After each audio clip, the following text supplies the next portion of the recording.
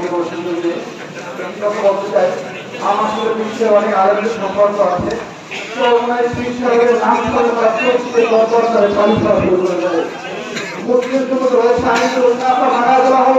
মানুষকে মানুষের সম্মান দাও, উপযুক্ত সম্মান দাও। আজকে আমরা মূল্যায়ন না করি, আমরা এখানে যাই দেখি দাঁড়িয়ে থাকে, দাঁড়িয়ে থাকে, এত সম্মান করে। আজকে যদি সেই চরমায় পিসকে চরমায় বেশি সম্মান না করে, এর চেয়ে চপের পর আর কেউ হতে পারে না।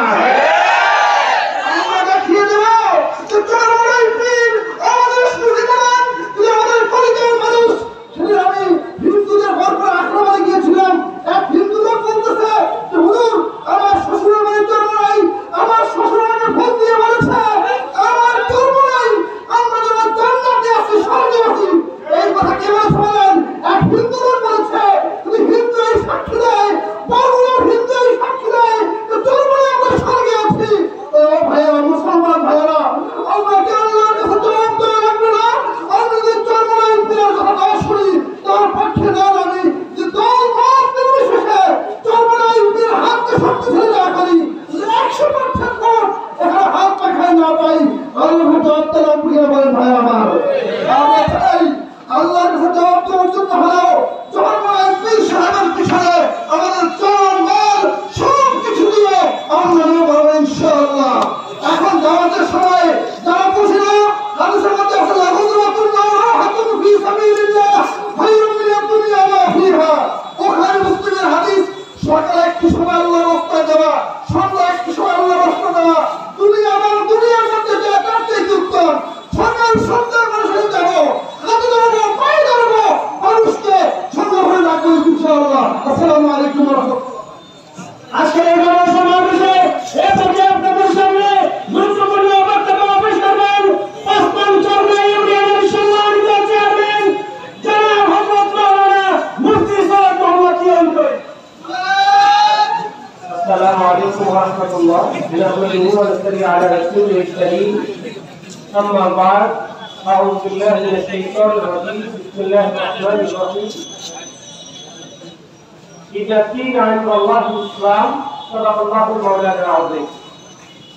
মুহতারাম উপস্থিতি, আল্লাহ রাব্বুল আলামিনের দরবারে অসংখ্য শুকরিয়া আদায় করছি যে রব্বুল আলামিন এমন এক দিন কায়েমের সংগঠনের সাথে আমাদেরকে যুক্ত রেখেছে, যে দাওয়াতি কাফেলাটা 83 বছরের মেহনতের বদৌলতে হাঁটি হাঁটি পা পা করে আজকে বাংলাদেশের রাজনৈতিক ময়দানে উল্লেখযোগ্য এক ভূমিকা পালন করছে।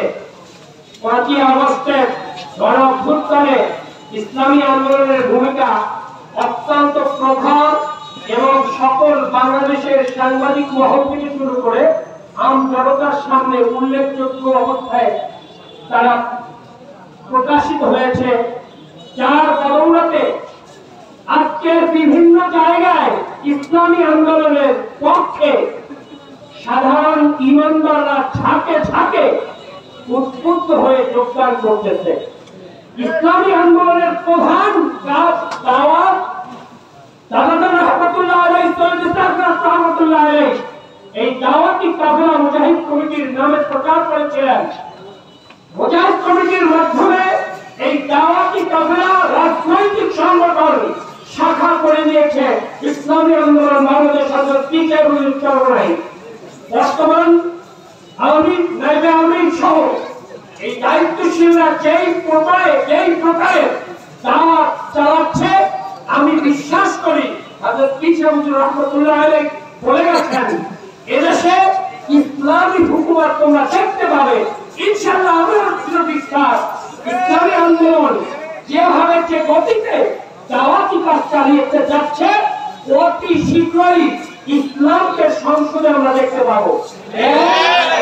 প্রধান এবং সব থেকে বড় দাবি হলো এদেশে ইসলামপন্থীদের একটাই দাবি হওয়া উচিত, সেটা হলো পিয়ার সিস্টেমের নির্বাচন, যার দ্বারা আমরা দেশে আমাদের সংখ্যা সংসদে পাঠিয়ে আমাদেরকে আমাদের যোগ্যতাকে প্রমাণ করে দিতে পারি।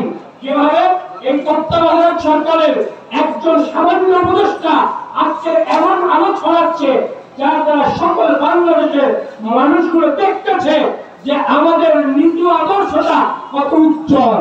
সেভাবে আমরা পিয়ার সিস্টেমের নির্বাচনের মাধ্যমে আমাদের প্রতিনিধি যোগ্যতম ব্যক্তিদেরকে সেই সংসদে পাঠাতে চাই, আর ওই সংসদের মাধ্যমে সমগ্র জাতিকে দেখাতে চাই ইসলামী আন্দোলনের মাধ্যমে সকল বাংলাদেশের সকল ধরনের সব বিষয় সকল সেক্টর নিরাপদ।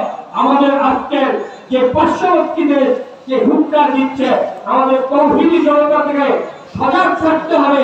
সেই মুক্তিযুদ্ধের মতো আবার ভূমিকা পালন করতে হবে। সেই ভূমিকা পালন করতে হলে নেতৃত্ব একমাত্র সম্ভব। আল্লাহ রাব্বুল আলামিন